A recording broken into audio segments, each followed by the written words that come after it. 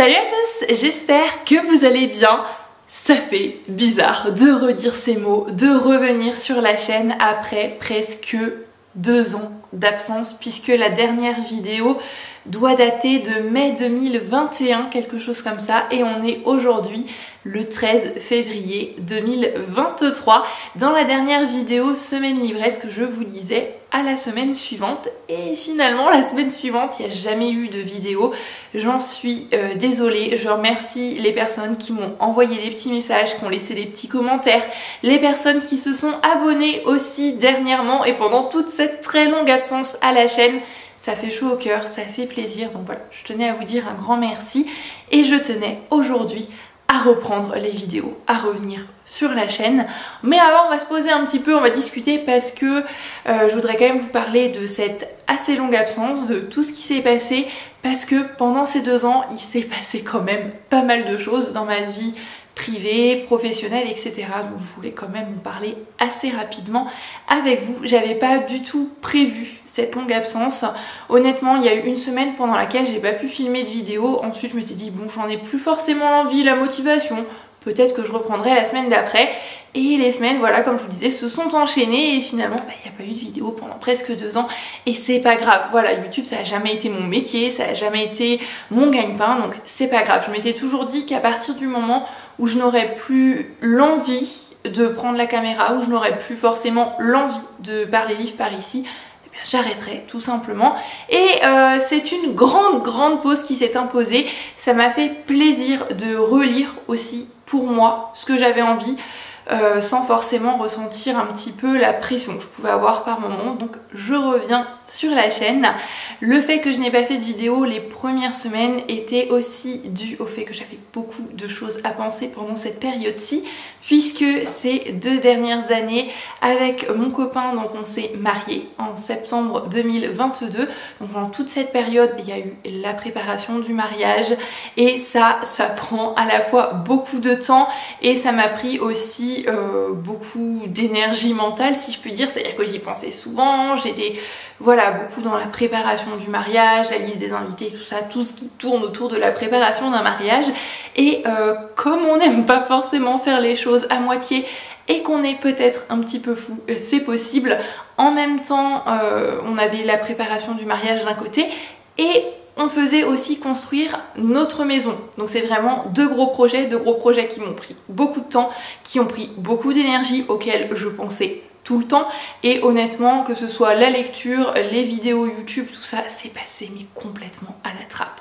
Donc ça y est, maintenant le mariage est passé, la lune de miel est passée, on est très heureux, on est dans notre maison qui est terminée. Il y a donc eu le déménagement aussi à préparer, on est très heureux de notre maison. Alors là, je reprends les vidéos, la pièce n'est pas encore forcément très remplie pour l'instant, donc c'est possible que ça résonne un petit peu. J'ai un nouvel appareil photo, je ne suis pas habituée, donc c'est possible que je regarde un petit peu au niveau du retour caméra. Je vais essayer de rester, voilà, droite, de m'habituer petit à petit. Voilà, je voulais vraiment revenir, même si je sais que ça peut être un petit peu soudain, un petit peu particulier aussi de revenir comme ça après 2 ans de pause. Je voulais pas revenir comme si de rien n'était, sans aucune explication. Quand même vous expliquer un petit peu le pourquoi du comment. C'était voilà, des très belles raisons qui me comblent de bonheur. C'était voilà, de très belles années et maintenant je suis contente de vous reprendre un petit peu dans mon quotidien et notamment pour parler bouquins. Donc on referme tout de suite cette parenthèse, je suis extrêmement heureuse de vous retrouver et on est parti pour une nouvelle vidéo semaine livresque. Alors pour l'instant, je vais essayer de garder ce rythme semaine livresque, c'est-à-dire de faire seulement un petit peu un format vlog lecture, si je puis dire. Donc vous parler de mes lectures à chaud. Je sais pas si ça va être 1 semaine, 2 semaines, je vais essayer de me tenir à un rythme. Mais voilà, je sais pas quel jour je vais poster les vidéos, à quelle heure, etc. Vraiment, là c'est juste l'envie de revenir qui prime, l'envie de revenir qui prend le dessus. Donc je prends la caméra et je papote avec vous. On verra bien ce que ça donne par la suite. On va parler un petit peu lecture puisque je pense que c'est quand même plus pour ça que vous êtes ici. Et j'ai pas forcément beaucoup commencé ma nouvelle lecture, je voulais attendre d'ouvrir ce vlog pour en parler avec vous. Alors c'est un tout petit livre, je fais pas vraiment le challenge Petit mois, petite lecture d'Audrey du Souffle des mots ou Février Tapal d'Alexandra d'Alex Bouquin en Prada. Mais j'ai quand même envie, pendant ce mois de février qui est plus court, d'essayer de privilégier des livres assez courts. C'est-à-dire pour moi des livres de moins de 300 pages, j'en ai pas mal dans mes bibliothèques, j'en ai aussi en numérique à lire. J'ai des albums aussi que j'ai pris à la médiathèque, vraiment j'ai envie de lire plus de petits livres pendant ce petit mois pour faire baisser ma palle qui est devenue gargantuesque, franchement elle est énorme, d'autant plus que là ça y est, j'ai envie de reprendre les vidéos notamment parce que vraiment revenue dans une frénésie de lecture, je lis énormément en ce moment et je vais commencer donc aujourd'hui ce petit livre qui est Les 4 filles du docteur Moreau, c'est de Jeannine Boissard et c'est paru chez Le Livre de Poche. Alors Jeannine Boissard c'est une autrice que je connais, dont j'ai déjà lu 2 livres, alors 2 lectures que j'avais bien aimées sans pour autant que ce soit quelque chose d'extraordinaire qui me reste très mémorable, que j'ai gardé vraiment en tête pendant des semaines et des semaines, mais je me souviens avoir passé un très bon moment de lecture. Donc quand je suis tombée sur ce livre-ci, qui est un premier tome, ça je n'avais absolument pas fait attention, mais bon, c'est pas grave, si j'accroche pas plus que ça, je n'irai pas la suite. Je l'ai pris dans un magasin solidaire, un petit peu type Emmaüs, pas loin de chez moi, dans lequel j'aime beaucoup aller. Et je me suis dit que c'était l'occasion de découvrir l'autrice avec un autre de ses titres. Alors Jeannine Boissard, elle a écrit une série de livres qui apparemment a été un grand succès à l'époque de sa sortie, qui est quand même assez connue, qui s'appelle Esprit de famille. Et dans cette série, on suit 4 sœurs dont le père est médecin. Ça se passe il y a des années de ça, donc il n'y a pas toute la technologie que l'on a actuellement, tout ce qui est téléphone, etc. Et cette série a eu beaucoup de succès, on a beaucoup demandé à l'autrice une suite, les lecteurs, les lectrices qui avaient aimé cette série voulaient retrouver les personnages et l'autrice se sentait pas forcément de reprendre la série après tant d'années, elle se sentait pas forcément de faire une suite, c'est ce qu'elle nous dit dans la préface, mais elle s'est dit que ça pourrait être sympa de retranscrire peut-être en manière beaucoup plus synthétisée, hein, puisque Esprit de famille c'est une série qui fait peut-être 4 tomes je crois, 3 ou 4, je m'avancerai pas trop mais il y a plusieurs tomes et là on est sur moins de 300 pages, c'est un livre qui fait, je vous dis ça tout de suite, 231 pages et donc c'est Esprit de famille qu'elle va retranscrire un petit peu, on reste vraiment dans cet esprit, les grandes lignes de la série à notre époque actuelle. Donc voilà, on dit avec les 4 filles du docteur Moreau, Jeannine Boissard fait revivre l'esprit de famille, saga culte des années 70 en lui donnant les couleurs d'aujourd'hui. Donc voilà, ça me dit bien, ça a l'air assez léger, mais bon, je pense que l'on va quand même évoquer des sujets un petit peu plus lourds, un petit peu plus profonds. C'est très court, il y a beaucoup de dialogues, les chapitres ont l'air d'être très courts également, donc on verra bien ce que ça donne. C'est ma lecture en cours, je la commence aujourd'hui, je ne sais pas quand je vais la terminer, en tous les cas, dès que j'en sais un petit peu plus, je reviens vers vous pour vous en parler, et moi je vous dis à plus tard.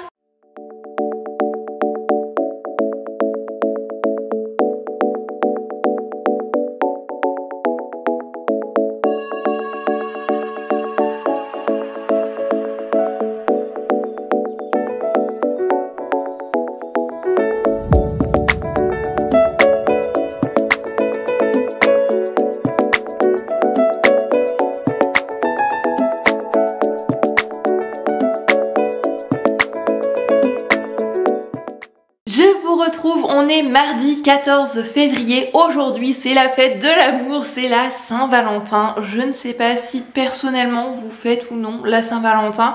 C'est vrai que nous avec mon chéri on l'a toujours fêté depuis qu'on est ensemble, mais depuis 2 ans c'est une fête qui a une résonance un petit peu particulière pour nous, puisque il y a 2 ans c'est à l'occasion de la Saint-Valentin qu'il m'a demandé en mariage. Donc on fait rien de fou, rien d'extraordinaire pour cette journée là. D'ailleurs cette année je crois qu'on va même pas pouvoir aller au restaurant aujourd'hui, on va essayer de se caser ça samedi.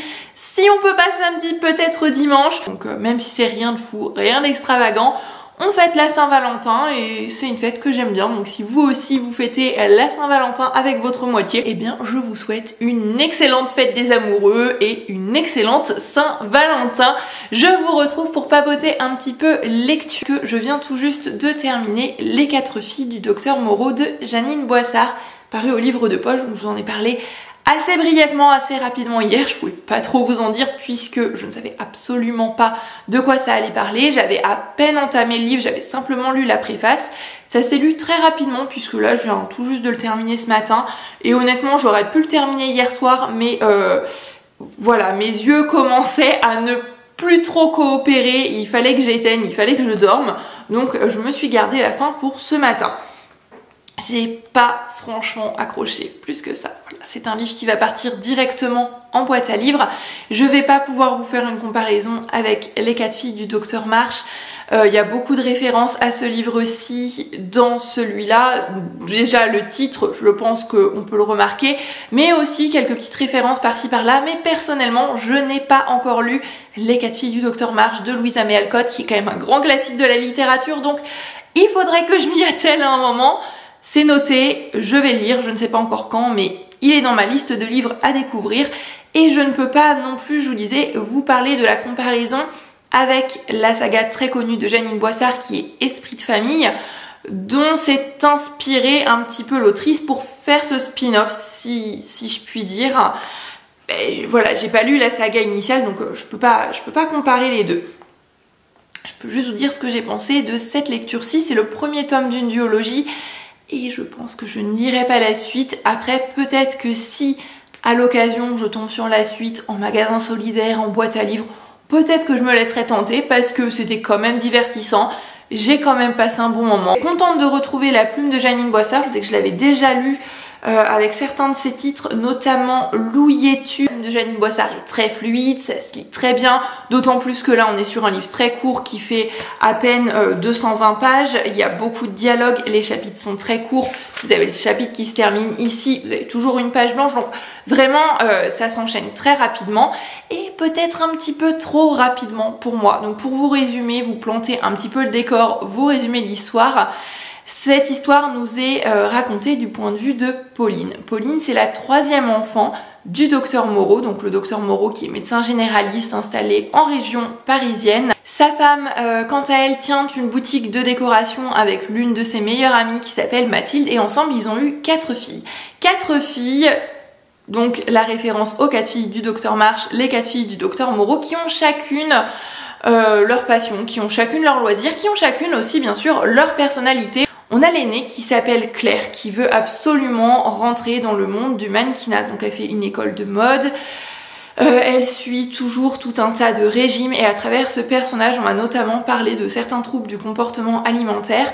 Mais j'ai trouvé que pour moi ça restait quand même assez en surface, c'était vraiment survolé très rapidement. Est-ce que c'est parce qu'on est du point de vue de sa sœur Pauline et qu'on n'est pas vraiment centré sur ce personnage-là, c'est pas le sujet principal de l'histoire? Est-ce que c'est parce que le livre est très court aussi, donc vraiment sur 220 pages, je pense qu'on peut pas développer tous les sujets qui sont amenés avec chacune des sœurs? C'est possible aussi, sachant qu'en plus il y a un second tome. Donc voilà, Claire c'est la princesse, comme elle est surnommée par ses sœurs, par ses parents, c'est-à-dire qu'elle est toujours très à cheval sur les bonnes manières, les règles, très polissée, toujours très belle en apparence, elle prend grand soin de son apparence. Vraiment tout ce qui l'intéresse c'est un petit peu le superficiel si je puis dire, c'est comme ça que beaucoup de ses sœurs la voient et on voit aussi un petit peu quand même son évolution puisqu'il va lui arriver quand même pendant ces 220 pages des choses assez compliquées à vivre. Ensuite on a la deuxième sœur qui elle s'appelle Bernadette. Alors Bernadette, elle analyse beaucoup les gens, elle est très douée pour la psychologie mais elle a choisi de travailler dans le milieu des arbres, de la défense de la nature. C'est vraiment une chose qui la passionne énormément, pour laquelle elle est très engagée. Et voilà, on va aussi avoir une histoire, notamment la défense d'un chêne centenaire, même plusieurs fois centenaire, qu'un maire veut détruire pour faire un rond-point. Donc elle va se battre pour ça. Il y a toute la cause aussi écologique qui va être abordée à travers ce personnage-là. Ensuite on a la troisième, notre protagoniste, notre narratrice qui est Pauline. Alors Pauline, elle sent pas forcément très bien dans sa peau, elle arrive pas forcément à trouver sa place dans cette fratrie, elle dit que c'est peut-être parce qu'elle est la troisième, elle aime pas forcément son prénom, elle a sa meilleure amie Béatrice qui est un personnage qui m'a un peu dérangée quand même, je trouve leur relation par moments un petit peu toxique. Je sais pas, j'ai eu un petit peu de mal avec ça. Elle va avoir une relation amoureuse avec un homme aussi. J'ai eu un petit peu de mal avec cette relation-là. Et c'est notre personnage principal, c'est notre narratrice. Donc Comme j'accrochais pas spécialement avec le personnage de Pauline, que je trouvais parfois assez égocentrique, elle se lamentait beaucoup sur son sort alors qu'en fait elle avait pas franchement beaucoup de raisons de se plaindre. Elle a une maison où il y a toujours de la joie quand même, c'est une maison avec une ambiance familiale, une ambiance très chaleureuse, une très belle maison en plus. Elle est dans un lycée qui apparemment a quand même une certaine renommée. Voilà, tout ce qui tournait autour de Pauline, j'ai pas franchement accroché à tout l'arc narratif autour de ce personnage-là. Et je pense que c'est ce qui a fait que je suis pas emballée plus que ça par cette lecture. Et ensuite, on a la dernière des sœurs, Cécile, qui elle donc est la plus jeune. Et elle est passionnée par l'informatique, la technologie. Et je pense que c'est surtout à travers ce personnage-là que Jeanine Boissard a fait ce qu'elle disait dans la préface, c'est-à-dire retranscrire un petit peu les grandes lignes de sa saga L'Esprit de famille qui se passait pendant les années 70 dans un contexte un petit peu plus moderne avec plus de technologie, les téléphones, les SMS, etc. Donc je m'attendais à plus et c'est juste à peine survolé à travers le personnage de Cécile. Sinon, même sur certains moments, ce livre est quand même paru en 2018. Alors est-ce que c'est que la version poche qui est parue en 2018 ? Moi j'ai trouvé même que c'était pas franchement très moderne. Voilà, je m'attendais à vraiment une retranscription à notre époque actuelle avec toutes peut-être même des problématiques actuelles au niveau de la technologie, les réseaux sociaux, etc. Pourquoi pas? Ça m'a manqué. Vraiment, là-dessus, j'ai pas franchement été convaincue. Voilà, ça se lit bien, les dialogues étaient sympas, il y a des personnages qui sont très attachants, j'ai souri à certains moments. Après, ça n'a pas franchement été la lecture du siècle. Est-ce que dans 3-4 jours, je pourrais encore vous en reparler dans les détails? Je ne pense pas forcément, et comme je vous disais, vraiment la lecture du second tome, ça va vraiment être si je tombe dessus à l'occasion en boîte à livres ou en magasin seconde main, parce que honnêtement j'ai pas franchement envie d'investir dans le deuxième tome pour connaître la suite. Même si j'ai passé un bon moment, même si j'ai aimé l'ambiance très chaleureuse, je vous disais, l'ambiance très familiale qui règne dans cette maison qui s'appelle La Marette, j'ai trouvé que pour moi c'était malheureusement trop survolé. Après, c'est aussi pour ça que j'aime un petit peu moins, notamment le format des nouvelles, mais les livres qui sont très très courts, parce que parfois je suis un petit peu frustrée qu'on ne rentre pas dans certains sujets un petit peu plus en détail, qu'on n'en sache pas un petit peu plus, parce que vraiment, il y avait des problématiques, il y avait des sujets qui auraient mérité d'être un petit peu plus creusés, et ça, je trouvais que c'était un petit peu dommage. Mais bon, un bon moment dans l'ensemble, une plume très fluide, sans pour autant que ce soit quelque chose pour moi d'extraordinaire. Donc Les 4 filles du docteur Moreau de Jeanine Boissard, paru chez Le Livre de Poche. Maintenant, je ne sais pas ce que je vais lire. Est-ce que je vais faire une petite pause album? Peut-être, si c'est le cas, vous allez le voir juste ensuite, puisque je vous mettrai très probablement des images, puisque j'ai 2 albums là que je dois absolument lire, puisque je dois les ramener à la bibliothèque avant le 20 février. Il me reste encore un petit peu de temps, mais je n'aime pas ramener mes livres à la bibliothèque vraiment au dernier moment, dernier délai. C'est voilà. J'aime bien les rendre en avance, donc il faudrait que je me penche sur ces 2 albums. Sur les 10 livres que j'ai empruntés, il me reste plus que ces 2 là à lire, je sais que ça va être très rapide. Et concernant ma prochaine lecture, un petit peu plus roman, ça va être une relecture puisque je vais me replonger dans Oscar et la Dame Rose de Éric Emmanuel Schmitt, un livre qu'on n'a plus forcément besoin de présenter je pense, un livre que j'ai déjà lu peut-être bien 3 ou 4 fois et c'est très rare que je relise mes livres, mais là j'avais très envie de lire la saga Le Cycle de l'Invisible d'Éric Emmanuel Schmitt dans l'ordre. Alors ça c'est vraiment une saga dont j'ai déjà lu certains titres, j'ai déjà lu Oscar et la Dame Rose, j'ai déjà lu L'Enfant de Noé je crois il me semble, qui est d'ailleurs le prochain, mais Éric Emmanuel Schmitt c'est un auteur que j'aime énormément, j'aime beaucoup sa plume, j'aime beaucoup sa philosophie, j'aime beaucoup son humour aussi, vraiment je suis une grande fan d'Éric Emmanuel Schmitt, mais j'ai toujours lu ses livres un petit peu par-ci par-là, picorer les titres selon mes envies et j'ai vraiment envie de les lire dans l'ordre. Donc j'ai choisi d'abord de m'attaquer à sa saga Le Cycle de l'Invisible, donc j'ai déjà lu les 2 premiers tomes et là j'arrive aux 2 tomes que j'ai déjà lus, donc je vais les relire avec grand plaisir. Je sais que c'est des livres que j'ai beaucoup aimés la première fois, la deuxième fois, donc je pense que ça ne changera pas les fois suivantes et je suis très contente de me replonger dans ce livre. Je sais que ça va se lire très rapidement, les livres d'Éric Emmanuel Schmitt se lisent très très rapidement. D'autant plus que dans cette saga, en tous les cas, les premiers tomes, je trouve que c'est des livres qui sont très très courts. Mais avec Éric Emmanuel Schmitt, contrairement à ce que je vous disais avec celui-ci, ça me dérange pas.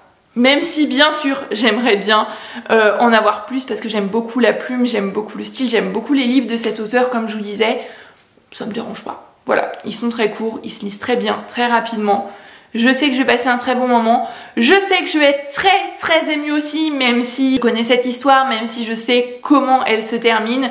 C'est un livre qui me touche toujours beaucoup, c'est un livre qui m'émeut toujours beaucoup et je sais que ça va être le cas lors de cette relecture. Quand j'aurai terminé cette saga, peut-être que je m'attaquerai à une autre de ces sagas ou alors à des one-shots en tous les cas. Je souhaite lire tous les livres qu'Eric Emmanuel Schmitt a pu écrire. Il y en a un bon petit nombre pour le moment, donc je pense que j'en ai pour quelques temps. Donc voilà un petit peu pour les nouvelles, pour le petit update lecture. Et moi je vous dis à plus tard, peut-être à demain. En tous les cas, je vous dis à très bientôt pour Papoter Bouquin.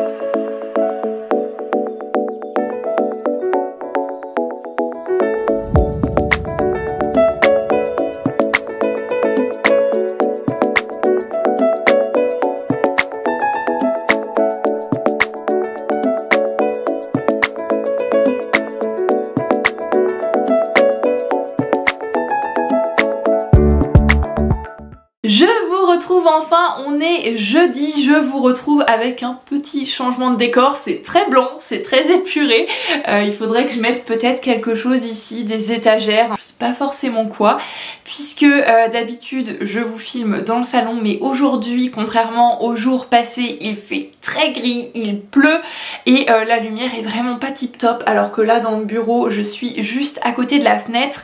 Après c'est une pièce qui est pas encore très remplie, donc je pense que ça résonne un petit peu plus que dans le salon.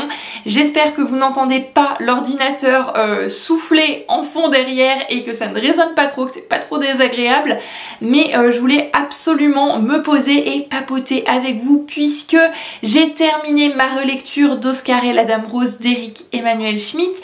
J'ai aussi lu les deux petits albums dont je vous parlais qu'il faut absolument que je ramène à la médiathèque, donc là je vais pouvoir y aller cet après-midi, être dans les clous puisque je vous ai filmé un petit peu l'intérieur des albums, je vais vous en parler, donc là c'est bon, je vais pouvoir ramener tout ça. J'ai commencé aussi une nouvelle lecture en cours, j'en suis presque à la moitié, donc on va se poser un petit peu et puis on va parler de tout ça. La dernière fois que je vous laissais, c'était donc mardi avec la Saint-Valentin. J'ai passé une très belle journée et mon chéri a, je pense, complètement craqué. D'ailleurs c'est même pas je pense, je suis certaine qu'il a complètement craqué puisque vous l'aurez vu sur les images, il a choisi de m'offrir pour la Saint-Valentin tous les tomes d'Harry Potter illustrés par Jim Kay que je n'avais pas encore. En fait j'avais juste le premier, donc Harry Potter à l'école des sorciers, que je m'étais offert il y a quelques semaines. Ça faisait un petit moment que je les voyais, ça faisait un petit moment que je lorgnais dessus parce que je les trouvais très beaux, autant l'extérieur que l'intérieur, c'est vrai qu'ils sont magnifiques, mais bon ça reste des objets livres qui sont quand même assez chers, ils valent leur prix, d'autant plus que plus on avance dans la saga, plus ils sont épais, plus ils sont chers, ce qui est normal, mais ça reste quand même un certain budget, donc pour avoir toute la série, je m'étais dit je vais y aller quand même petit à petit, je vais en prendre un, et puis dans quelques mois j'en prendrai un autre et je compléterai comme ça la collection. Sauf que là il m'a offert donc les 4 suivants, tous ceux qui sont parus en fait et que je n'avais pas encore. J'étais très surprise et je m'y attendais absolument pas parce qu'on s'était dit juste un petit cadeau, une petite attention et là on est bien au-dessus. C'était vraiment une très belle surprise, j'étais très touchée. Il m'a dit qu'il voulait déjà me les offrir à Noël, ensuite à mon anniversaire qui est donc juste après Noël, mais qu'il n'avait pas pu les trouver. Donc là il les a trouvés, il les a tous pris et voilà, j'étais très émue, très touchée, ils sont magnifiques. Maintenant il va falloir que je trouve une nouvelle bibliothèque, mais il va falloir avant ça qu'on étudie un petit peu la place qu'on a, savoir combien de bibliothèques on prend, où on les prend, puisque là les bibliothèques que j'ai en ce moment c'est des bibliothèques de chez But. J'aime beaucoup leur couleur, le côté un petit peu effet bois, mais ce qui me dérange un peu c'est que les étagères sont pas réglables et c'est pas forcément très pratique pour tout ce qui est album, bande dessinée, etc. Donc voilà, je sais pas, est-ce que je reprends les mêmes, est-ce qu'on va voir ailleurs? On sait pas encore, en tous les cas il faut qu'on étudie la place qu'on a, la possibilité, mais là il va vraiment falloir d'autres bibliothèques parce que ça déborde, voilà, c'est plus possible. J'ai des livres partout, j'en ai dans des caisses. Quand j'en termine, des livres qui vont donc partir soit dans ma famille, des gens pour lesquels quand je les lis je me dis ah ça va plaire à telle personne, ou alors sinon en boîte à livres. Je remplace avec d'autres qui attendent dans des caisses. C'est plus possible, d'autant plus que mes parents commencent à me ramener des cartons de livres que j'avais laissés chez eux, donc ça s'accumule encore plus, ça déborde. Donc là il va falloir qu'on trouve une solution, et puis j'ai vraiment envie de trouver une place un peu privilégiée pour ces beaux livres Harry Potter, histoire qu'ils puissent quand même être mis en valeur. Ce serait dommage parce qu'ils sont vraiment très très beaux. Mardi soir, j'ai donc lu, comme je vous disais, Oscar et la Dame Rose d'Eric Emmanuel Schmitt. C'était peut-être ma 3e ou 4e lecture, en tous les cas c'était pas du tout une découverte, mais quand même un vrai plaisir de retrouver la plume d'Eric Emmanuel Schmitt, une plume pleine de poésie, pleine de tendresse, de philosophie, pleine d'humour aussi, et de retrouver les personnages d'Oscar et la Dame Rose. Alors pour ceux qui ne connaissent pas encore l'histoire, dans Oscar et la Dame Rose, on fait la rencontre d'Oscar. Il me semble qu'on ne sait pas son âge exactement. C'est un enfant, peut-être préadolescent, mais je pense qu'il a peut-être 7-10 ans. Il est atteint de leucémie. Et il le sait, sa maladie est incurable, il va bientôt mourir. Il le sait parce qu'il l'a entendu dans les couloirs, parce qu'il l'a entendu derrière des portes, mais officiellement il n'est pas au courant, personne ne le lui a dit clairement. Tout le monde le regarde un petit peu avec pitié et ça le dérange. Il a envie qu'on lui dise les choses clairement et qu'on continue à agir avec lui comme on agissait avant.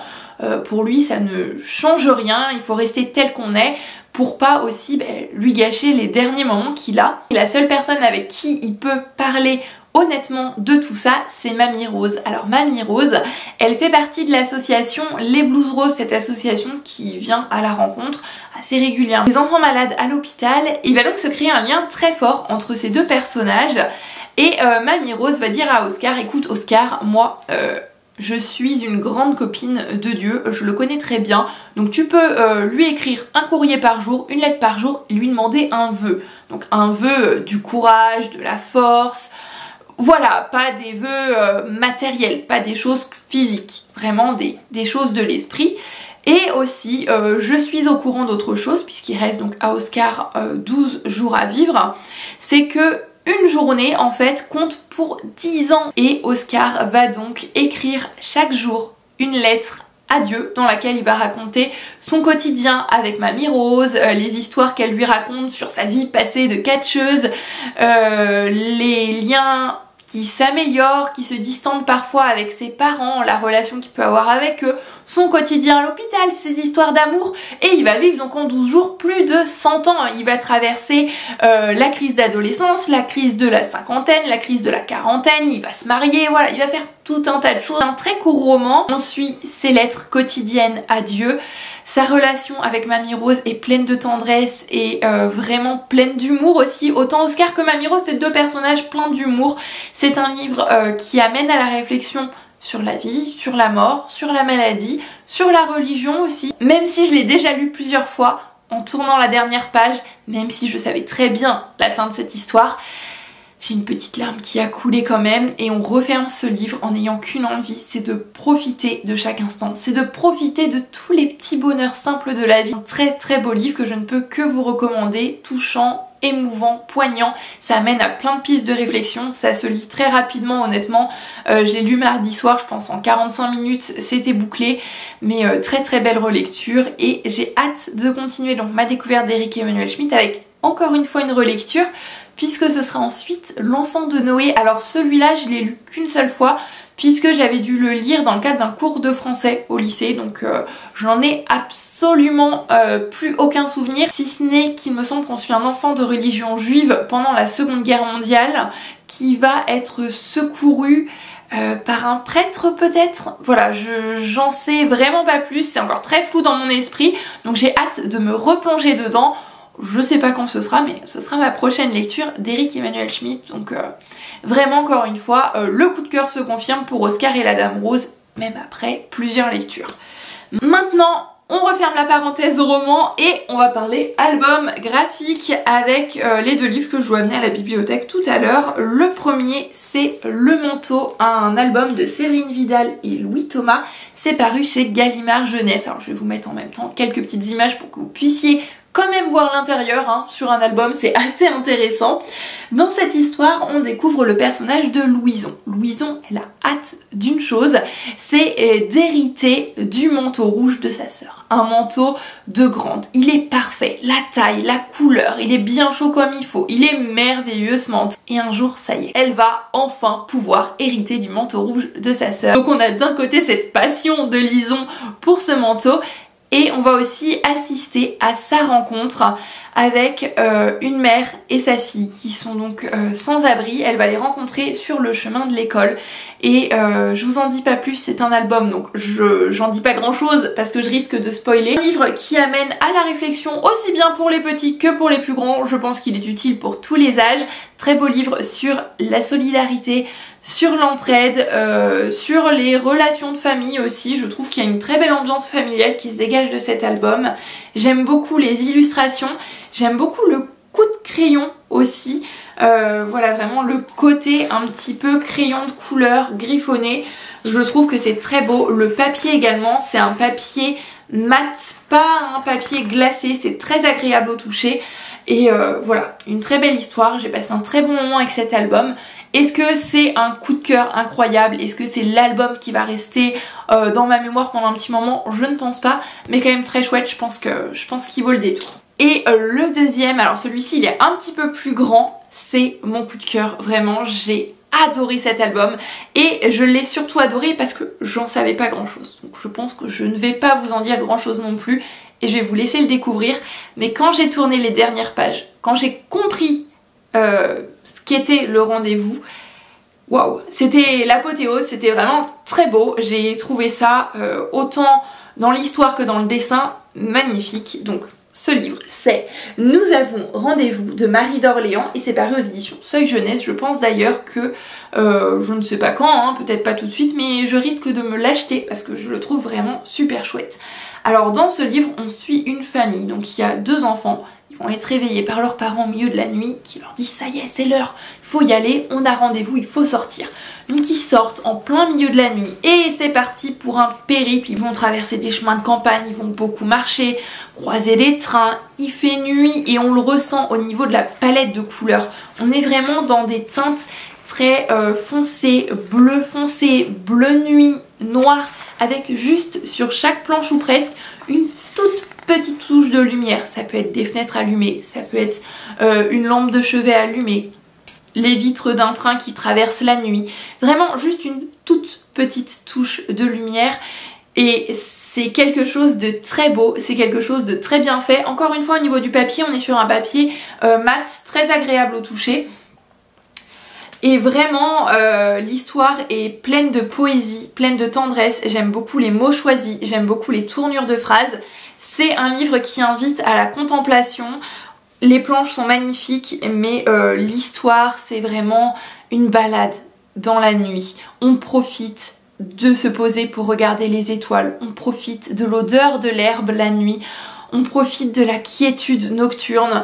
Vraiment c'est un livre très posé, très calme. Tout le but de cette histoire, se poser, profiter de chaque instant, profiter de tous les petits bonheurs. Et on voit le monde différemment la nuit et on voit bien à travers les illustrations. Il faut vraiment se pencher sur les illustrations, il y a plein de petits détails.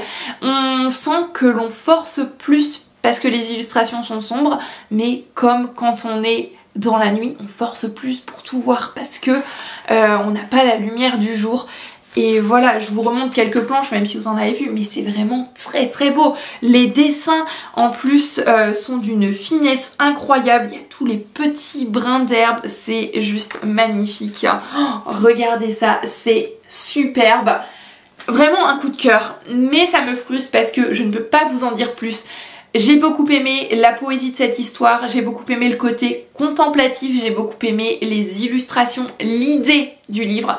Mais ce qui fait que ça a été le coup de cœur, ça a vraiment été cette découverte finale, comme je vous disais, de ce qu'est ce rendez-vous. Pourquoi est-ce que ces enfants sortent en plein milieu de la nuit pour aller à un rendez-vous nocturne avec leurs parents c'est quand même assez étrange. Et quand on comprend petit à petit au fil des pages où l'on en vient, c'est super beau.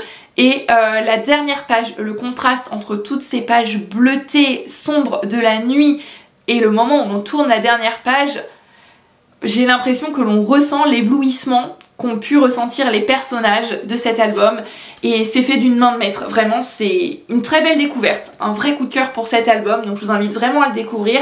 C'est Nous avons rendez-vous de Marie d'Orléans, paru aux éditions Seuil Jeunesse.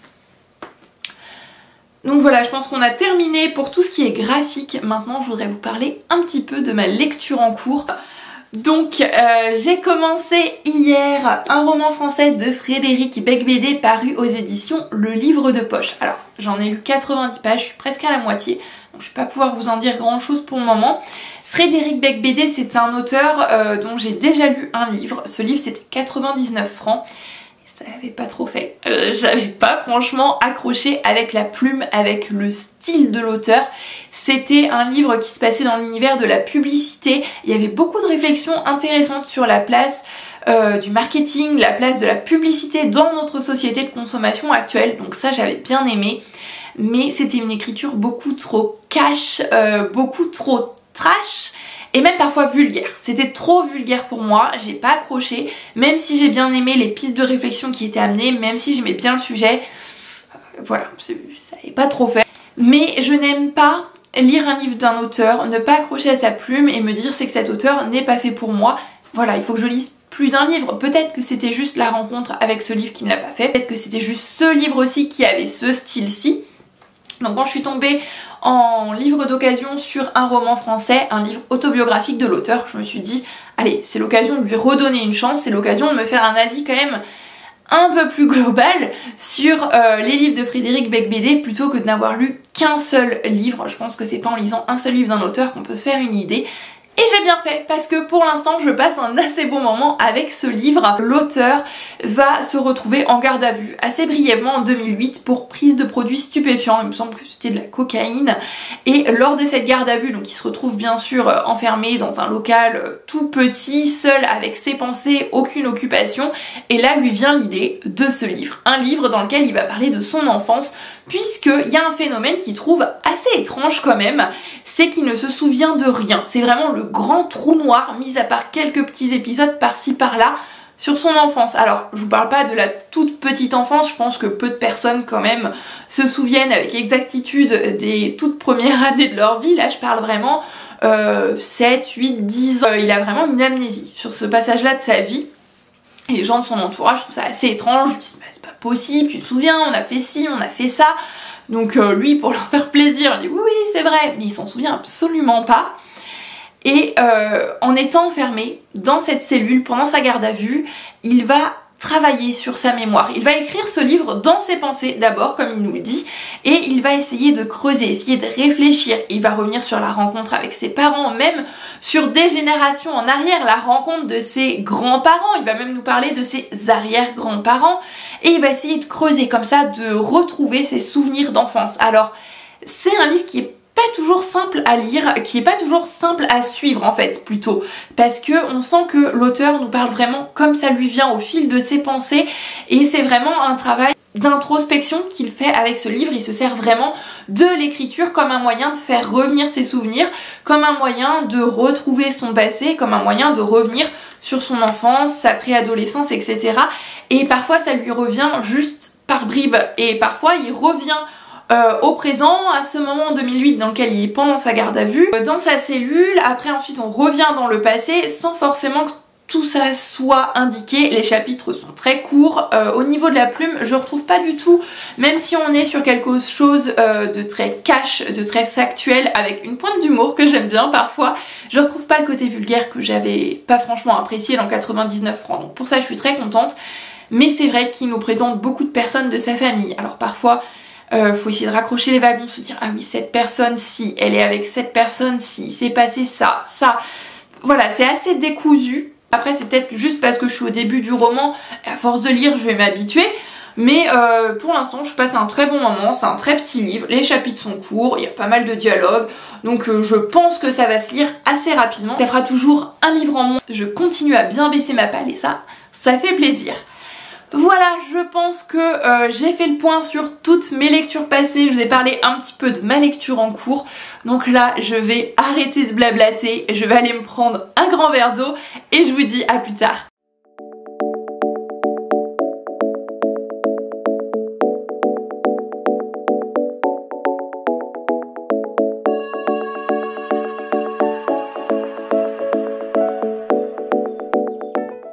Je vous retrouve, on est dimanche et je suis donc dans notre chambre puisqu'apparemment c'est ici aujourd'hui que la luminosité est la mieux.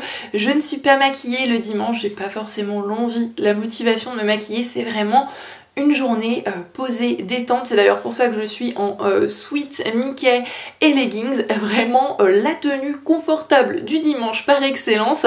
Aujourd'hui je vous retrouve donc pour clôturer ce vlog et aussi et surtout pour vous donner mon avis final sur un roman français de Frédéric Beigbeder que je viens juste de terminer. Donc je vous disais la dernière fois que le côté très décousu, flux de pensée, écrit vraiment comme ça vient à l'auteur, c'était pas toujours évident à suivre et finalement au fil de ma lecture je m'y suis faite, même si c'est vrai qu'on nous prévient pas toujours quand on est dans le passé ou dans le présent.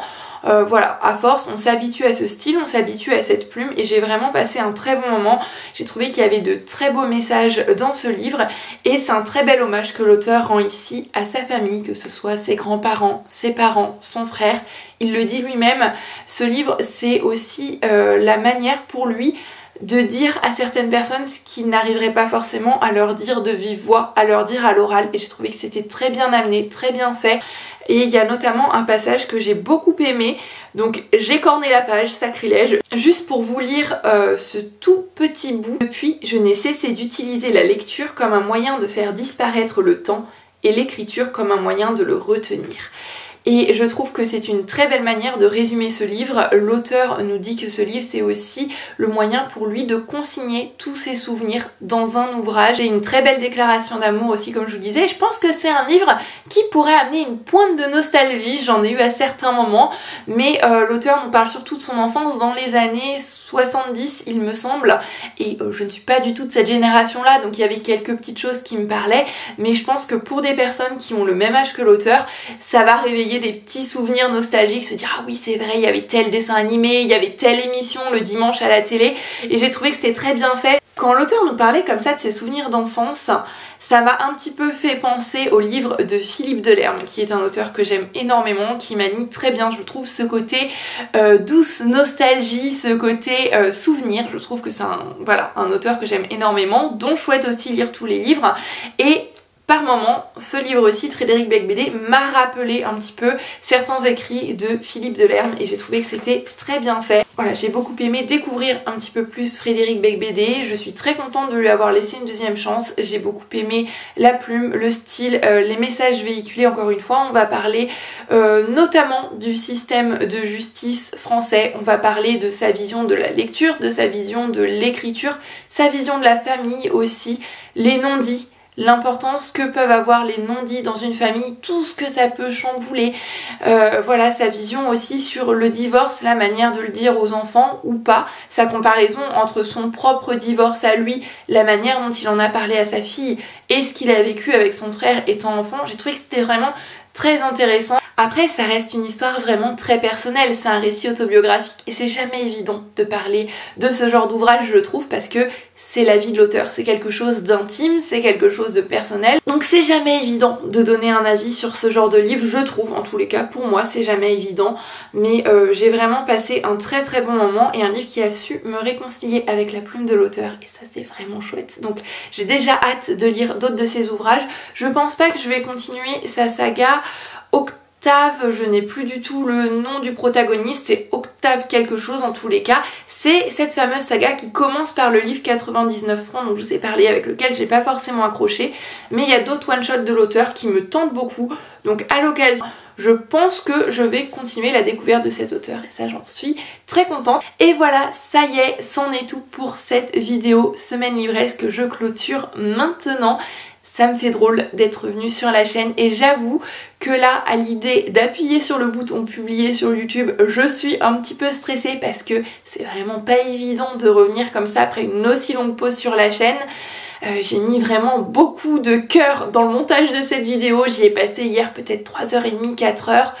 Et sachant que je le faisais au fur et à mesure un petit peu tous les jours, donc j'espère vraiment que cette vidéo vous aura plu.